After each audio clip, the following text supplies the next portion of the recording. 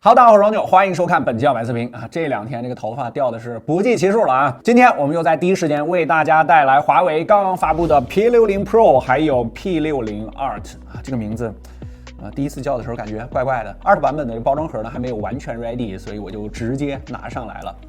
手挡一下给大家卖关子啊，因为这个镜头真的非常特别。反正我录制视频的时候啊，它的这个Art版本在网上还没有曝光啊。如果你要是已经见到过图片了，就假装没看过啊，跟 Pro 版确实差别很大。3、2、1。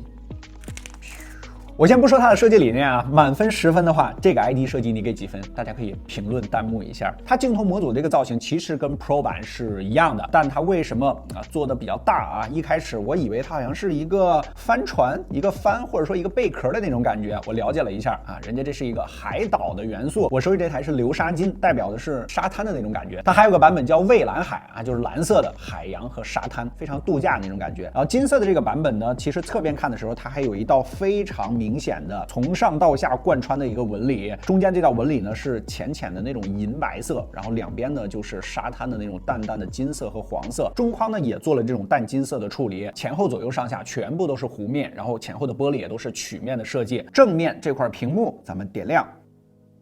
采用的是一个4曲面的设计，两侧这个弧度稍微大那么一点点，然后顶部和底部呢基本上是玻璃曲，但是屏幕没有曲。两侧的话，这屏幕还是微曲那么一点点，但是正面它的视觉光感已经做得很好了。比如即便到一个浅色界面，两侧偏暗和偏绿的问题控制的也不错。然后在边框上，它几乎做到了4边等宽，只有4个耳角的部分稍微凸起那么一点点。还有一个这次比较重点的配置，它的全系3台啊，包含 P60 屏幕都是同一块，都是1到120赫兹的 LTPO， 全系3台的3维厚度都是一模一样的。不过在镜头还有电池和充电方面就有一些区别了，后面我们会讲到啊。这个艺术版的镜头模组感觉更像考拉了。然后它在凸起的这个部分呢，给你做了一层淡淡的金边处理，也符合它的这个主题颜色，包括最大的这颗镜头圈也做了金色的处理。这里还有一台我个人应该说是这次 P60 里面我最喜欢的这款 Pro 的包装盒，就是量产版的了。你能看到元素已经非常多了啊 ，Xmage 还有昆仑玻璃 HarmonyOS，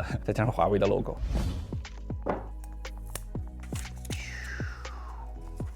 洛可可白，哇，这个清水套88瓦有线充，还有一根数据线。不过这次它的接口，大家注意看一下啊，88瓦上面的 A 口和 C 口是紧贴在一起的。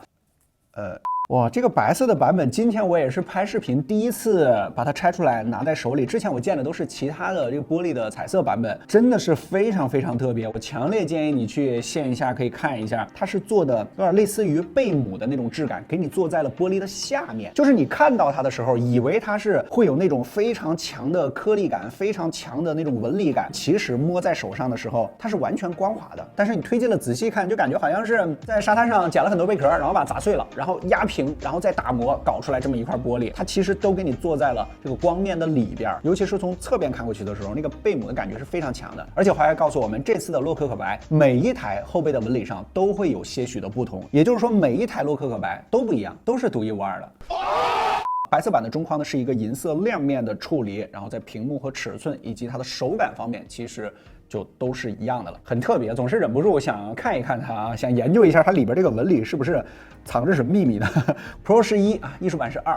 大家可以评论弹幕一下哈，你更喜欢哪一个？镜头模组这个设计大家早就见过了啊。最大的这个镜头圈呢，并没有跟它下方的这个矩形完全齐平，就侧边的话其实有一个小弧度还拖出来那么一点。然后侧面看的话，它最大的这颗镜头圈呢也要向上再凸起一点，然后在侧边还做了很精细的 CNC 处理。然后下方是一个椭圆形的镜头，它并没有做成完全对称，这颗就是它这次主打的长焦。还有一个就是它的光圈达到了1.4，而且这次全系都有可变光圈。影像配置方面，我们直接给大家打出来，全系都是4800万的这颗主摄镜头，而且这次啊 P60 也并没有和 Pro 拉开什么太大的差距。本期就是一个简单开箱，影像方面我们简单拍了一下。先看一看。非常不巧啊，拍照的这2天，武汉又是阴雨天。在这种天气下啊，白天出的质感呢也还不错。长焦微距也很适合用来拍稍远一些的花朵，或者说进屋的细节。光线复杂的室内场景下呢，当前版本也能比较好的保留光线的质感和原本的色彩。夜景上，大家可以看一下我们的主摄和长焦的实拍啊，比较好的保留了霓虹灯的色彩。在长焦下啊，仔细看还能看到细雨的雨滴，雾蒙蒙的这种夜间建筑氛围感也得到了保留。但是我们会发现，当前版本它的主摄白平衡在夜间比较容易出现偏色，不知道是不是 RYB 的问题，并且当前版本的广角成像上容易拍糊，在夜间的体验并不是很好，可能是当前工程版本的原因。等后续深测之中，我们再详细看它这套影像系统。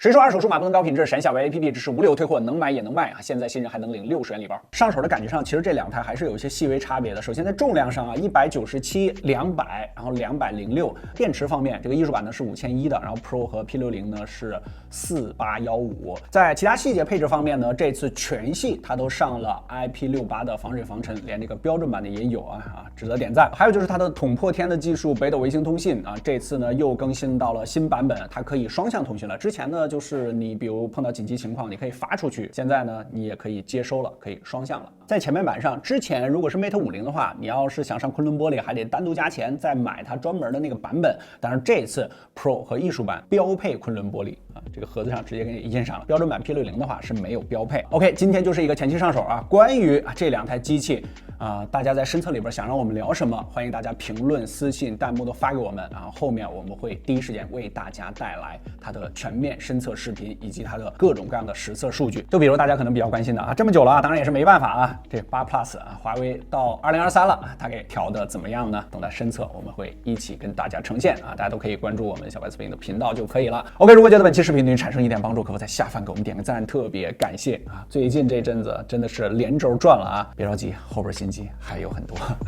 我是年，小白测评，我们下期视频再见，拜拜。